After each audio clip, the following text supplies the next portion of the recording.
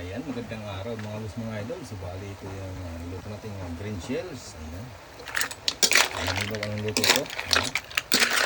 Ayan. Ayan. Ayan.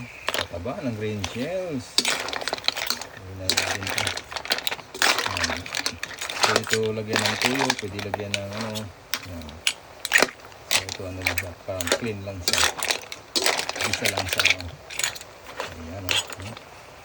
Ayan, gusto nyo tanglad. Ito na yung laman o.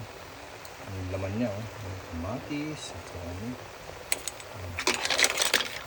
So,